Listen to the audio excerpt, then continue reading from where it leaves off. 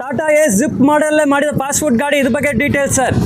Sir ಇದು 2012ನೇ model sir. ಇದು ಫುಲ್ MSL ಆಗಿದೆ.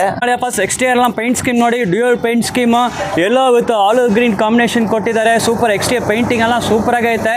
ಇಲ್ಲಿ ನೋಡಿ ಡೋರ್ ಎಲ್ಲ ನೋಡಬಹುದು, ಮೇಲ್ಗಡೆ ಎಲ್ಲ ನೋಡಿ ಸೂಪರ್ ಡ್ಯೂಯಲ್ ಪೇಂಟ್ ಸ್ಕೀಮ್ ಕೊಟ್ಟಿದ್ದಾರೆ.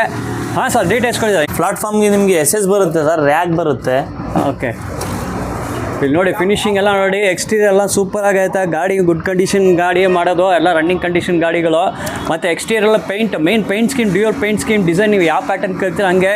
ಇಂಟೀರಿಯರ್ಸ್ ನೋಡ್ಬೋದು. ಇದನ್ನು ಔಟ್ಸೈಡ್ ಕುಕಿಂಗ್ ಕಾನ್ಸೆಪ್ಟ್. ಇಲ್ಲಿ ನೋಡಿ ಫ್ಲೋರ್ ಬಂದು ನಿಮಗೆ SSL ಮಾಡಿದ್ದಾರೆ. ಅದು ಬಿಟ್ಟು ಸೈಡು ಮತ್ತು ರೂಫ್ ಎಲ್ಲ MSL ಇರ್ತದೆ. ನೋಡಿ ಫಿನಿಶಿಂಗ್ ಎಲ್ಲ ನೋಡ್ಬೋದು ಹೆಂಗೆ ಇದೆ ಅಂತ.